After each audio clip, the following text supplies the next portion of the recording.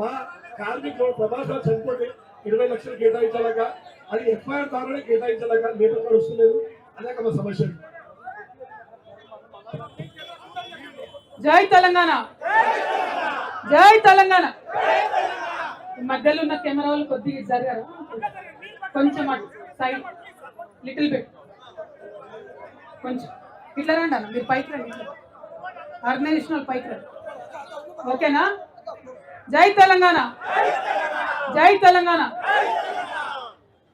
వేదిక మీద ఉన్నటువంటి సెంట్రింగ్ యూనియన్ కి సంబంధించినటువంటి అధ్యక్షులు గౌరవనీయులు కృష్ణ అన్న గారికి, అదేవిధంగా జనరల్ సెక్రటరీ చాంద్ పాషా అన్న గారికి, వైస్ ప్రెసిడెంట్ గారికి శ్రీనివాస్ రెడ్డి గారికి, అట్లానే చైర్మన్ గారు పరశురామ్ రెడ్డి గారికి, కోశాధికారి విష్ణువర్ధన్ రెడ్డి గారికి, ఉపాధ్యక్షులు శ్రీనివాస్ రెడ్డి గారికి, ఆర్గనైజింగ్ సెక్రటరీ ఆకుల ప్రవీణ్ గారికి, మరొక ఆర్గనైజింగ్ సెక్రటరీ కనకరాజు గారికి, మరొక ఆర్గనైజింగ్ సెక్రటరీ మహమ్మద్ అహ్మద్ గారికి, మరొక ఆర్గనైజింగ్ సెక్రటరీ మీర్జా షౌకత్ బేగ్ గారికి, మరొక ఆర్గనైజింగ్ సెక్రటరీ టి పల్గొన్ రావు గారికి, మరొక ఆర్గనైజింగ్ సెక్రటరీ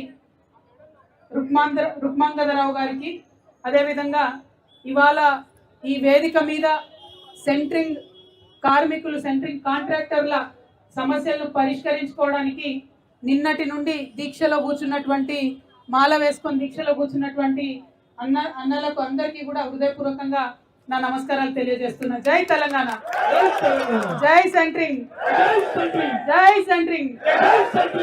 ఇగో నేను మంచిదాన్ని కాదు, జై సెంట్రింగ్ అన్నప్పుడు చేయి గట్టిగా తలన్నారు. జై సెంట్రింగ్, జై సెంట్రింగ్. అందరికీ నమస్కారాలు. ఇవాళ హైదరాబాద్ మహానగరం ఎక్కడ చూసినా కూడా అందమైన అద్దాల మేడలు, 20 అంతస్తులు, 30 అంతస్తులు, 40 అంతస్తుల బిల్డింగ్లు చాలా పెద్ద ఎత్తున వచ్చినాయి. మరి ఆ బిల్డింగ్ ఏది కావాలన్నా, ఆ బిల్డింగ్ నిలబడాలన్నా, ఆ బిల్డింగ్లో చిన్న పని జరగాలన్నా కూడా మరి కంప్లీట్గా 3, 4, 5 అంతస్తుల వరకు కూడా తాళ్ళు కట్టుకొని గాల్లో వేలాడుతూ సెంట్రింగ్ పనులు చేస్తున్నటువంటి మీ అందరికీ కూడా హృదయపూర్వకంగా పేరు పేరున నమస్కారాలు తెలియజేస్తా ఉన్నా.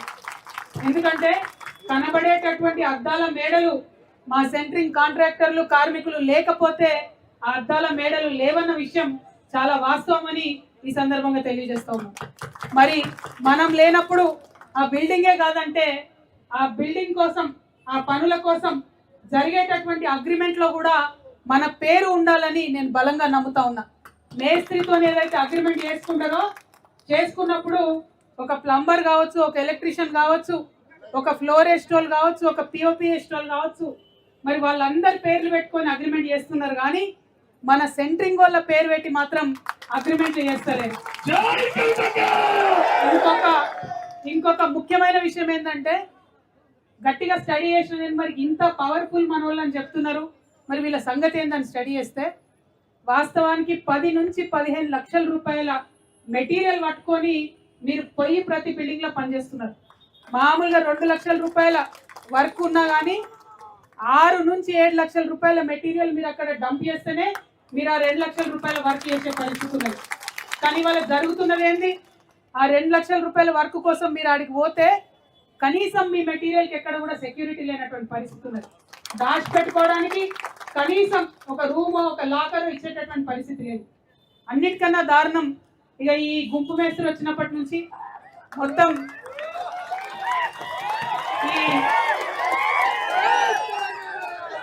నాకు మీ మొత్తం ఉద్యమంలో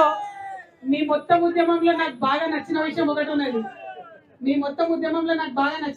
ఉన్నది. మేస్త్రి హటావ్ సెంట్రింగ్ బచావ్ అంటున్నారు. అట్లనే నేనేమంటా అంటే గుంపు మేస్త్రి హటావ్ తెలంగాణ బచావ్ అంటున్నారు. ఎందుకంటే ఈ గుంపు మేస్త్రి గారు వచ్చిన దగ్గర నుంచి హైడ్రా వాళ్ళు, మున్సిపల్ వాళ్ళు కనీసం నోటీస్ ఇవ్వకుండా వచ్చి ఇల్లు కూలగొడుతున్న పరిస్థితి ఉన్నది. మరి ఇల్లు కూలగొడితే ఇల్లు గలైనకు ప్రాబ్లమే, కానీ ఆవులు కొట్లాడుకుంటే కొల్లేగలు ఇబ్బంది పడ్డట్టు ఇల్లు వచ్చి గవర్నమెంట్ వాళ్ళు కూలగొడితే సెంట్రింగ్ వాళ్ళు మధ్యలాగమయ్యే పరిస్థితి ఉన్నది. మొత్తం మీ సామాన్తో సహా అందులో కంప్లీట్గా పోతే కూడా కనీసం ఇల్లు గలైన ఇచ్చుడు కానీ, బిల్డర్ ఇచ్చుడు కానీ ప్రభుత్వం మరి ఒక మాట ముందు సెంట్రింగ్ వాళ్ళకు మీ సామాన్ జర పక్కకు పెట్టుకోండి, పెట్టుకుంటే మేము ఇల్లుగులో కొట్టేదాని పరిస్థితి కూడా లేదు. మరి పోయినటువంటి ఆ సామాన్కి నష్టపరిహారం ఇచ్చే ఆలోచన కూడా చేస్తలేరు. కాబట్టి ఎన్ని రకాలుగా ఆలోచించినా ప్రతి సందర్భంలో పని చేస్తున్నది మీరు, ప్రాణాన్ని పణంగా పెట్టి 5-6 అంతస్తుల మీద గాల్లో ఊగులాడుకుంటూ వర్క్ చేస్తున్నది మీరు.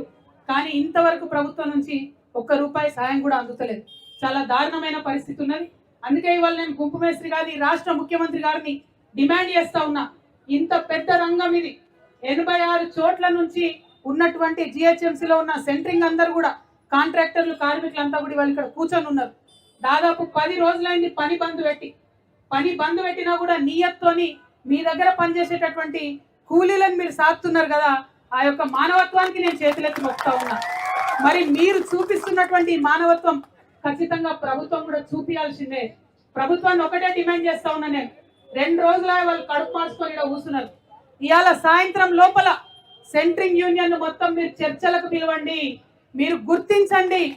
చర్చలకు పిలిచి ముఖ్యమంత్రి పిలుస్తాడా, కార్మిక శాఖ మంత్రి పిలుస్తాడా, పిలిచి వాళ్ళు అడిగే డిమాండ్లు ఏంది అడగండి. ఏం గొంతమ్మ కోరికలు లేవు, చిన్న చిన్న విషయాలు అడుగుతున్నారు. ఏం అడుగుతున్నారు? సెంట్రింగ్ ఒక దగ్గర మనం గుర్తుపట్టాలంటే బయట రాష్ట్రాలకి వెళ్ళి కార్మికులను తీసుకొని వస్తున్నాం. మరి తీసుకొని వచ్చేటప్పటికే వాళ్ళకి ఈఎస్ఐ కార్డు కావాలి, దానికి గుర్తింపు కావాలి.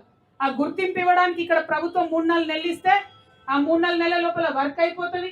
ఆ వర్క్ అయిపోయే పరిస్థితి లేదన్న చిన్న ప్రమాదం జరిగితే ఆ వర్కులు వచ్చే లాభం మాట దేవుడరు, మొత్తం పైసలు వాళ్ళకి అపైపు ఏ బీఆర్ఓ ఇస్తుంది వాళ్ళ పరిస్థితి ఉన్నది.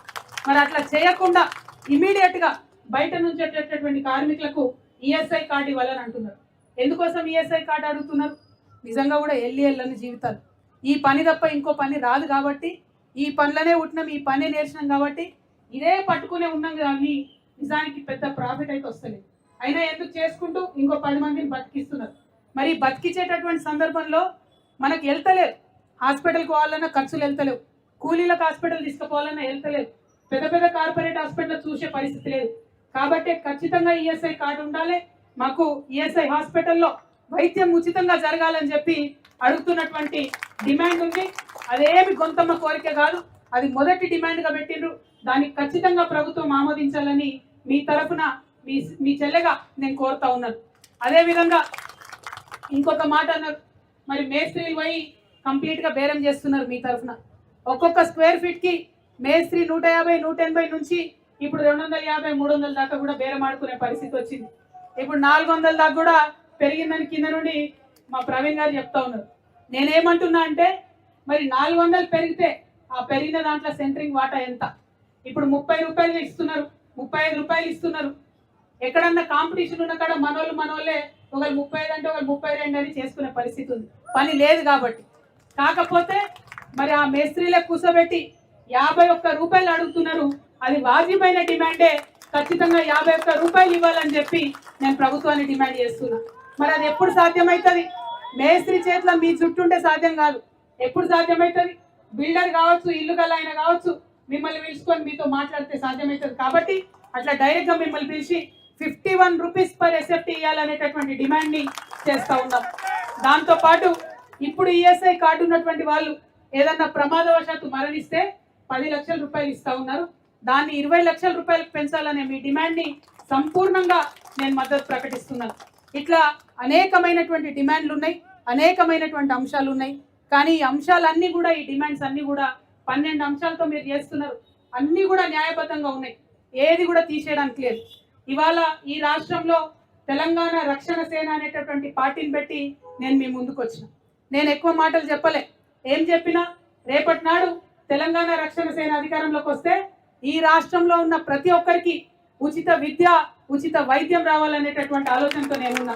అది ప్రైవేట్లో చదువుకున్నా సరే, ప్రైవేట్ హాస్పిటల్లో చూపించుకున్నా సరే ఉచిత విద్య, ఉచిత వైద్యం ఉండాలని చెప్పి నేను అనుకుంటా ఉన్నా. దానికోసమే నేను పనిచేస్తా ఉన్నా. రేపటి నాడు మీ దయ వల్ల నేను టీఆర్ఎస్ తెలంగాణ రక్షణ సేన అధికారంలోకి వస్తే మీ ప్రధాన డిమాండ్లు ఏవైతే ఉన్నాయో, మీకు ఈ హైదరాబాద్లో 86 చోట్ల 1000 నుండి 2000 గజాల చోటు ఏదైతే అడుగుతా ఉన్నారో అది తప్పకుండా ఇస్తామని చెప్పి తెలియజేస్తా ఉన్నారు. అంతేకాకుండా హైదరాబాద్ విషయమే కాదు, ఇది ప్రతి మండల కేంద్రంలో కూడా మీరు విస్తరించాలి. ప్రతి మండల కేంద్రంలో కూడా సెంట్రింగ్ వాళ్ళు సంఘాలు పెట్టుకోవాలి. వాటిని అక్కడ ఉన్నటువంటి లేబర్ ఆఫీసర్లతో కూడా అనుసంధానం చేయాలని కూడా ఈ సందర్భంగా మేము ఆలోచన చేస్తూ ఉన్నాం.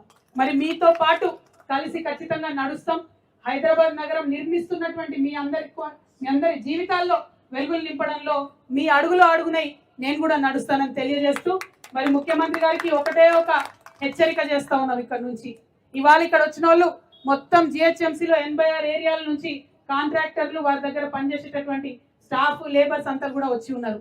మరి మీరు మర్యాద కొద్దీ వాళ్ళని ఇలా సాయంత్రం లోపల చర్చలకు పిలవండి, పిలిచి వాళ్ళకు ఉండేటటువంటి అంశాలన్నీ పరిష్కరించండి. లేదు కాదు కూడదంటే వాళ్ళు పంతం పట్టి ఏమన్నారు, మాది అయ్యేదాకా మేము కూర్చుంటామన్నారు. ఇవాళ వాళ్ళు ఒక్కరే కూర్చున్నారు. మీకు 2 రోజుల సమయం ఇస్తున్నాం, చర్చలకు పిలవకపోతే వాళ్ళతో నేను కూడా ఇక్కడ వచ్చి కూర్చుంటా. అది ఎన్ని రోజులైనా సరే మమ్మల్ని పిలిచేంత వరకు చర్చలకు సమస్యలు పరిష్కరించేంత వరకు కూర్చుంటాం. ఇక అట్లా కాదు ఇట్లా కాదు లొల్లి పెడతాం ఏం పట్టించుకోమని ముఖ్యమంత్రి గారు అనుకుంటే జిహెచ్ఎంసీ ఎన్నికలు తొందరలో వస్తున్నాయి బిడ్డ, కర్రు కాల్చి వాత పెడతారు మా సెంట్రింగ్ కార్యకర్తలను కూడా ఈ సందర్భంగా తెలియజేస్తూ మళ్ళొకసారి మరి ఇక్కడ ఇంత పెద్ద ఎత్తున పాల్గొన్నటువంటి సెంట్రింగ్ మిత్రులకు, దీక్ష చేస్తున్నటువంటి మా అన్నలకు అందరికీ కూడా విజ్ఞప్తి, పోరాడితేనే ఖచ్చితంగా ఫలితం వస్తుంది, పోరాడితేనే ఖచ్చితంగా గెలుపు వస్తుంది. ఒక మాట చెప్తారు, గెలిచినోడట గాడి గురించి చెప్పినా బాగానే ఉంటుందట, ఓడిపోయినోడు భగవద్గీత చెప్పినా బాగుంటుందట. అంటే ఏదైనా పని మొదలు పెట్టామంటే గెలిచేదాకా కొట్లాడాలి. ఆ గెలిచేదాకా కొట్లాడేటటువంటి ధైర్యాన్ని, పంతాన్ని మీ గుండెల్లో నింపుకొని అట్లనే ఉండాలి. మీకు మద్దతుగా మేమందరం కూడా ఉన్నామని ఈ సందర్భంగా తెలియజేస్తూ మళ్ళొకసారి మీ అందరి కష్టాల్లో పాల్పంచుకునే అవకాశాన్ని నాకు ఇచ్చినందుకు నమస్కారాలు తెలియజేస్తూ జై తెలంగాణ, జై తెలంగాణ. మేస్త్రి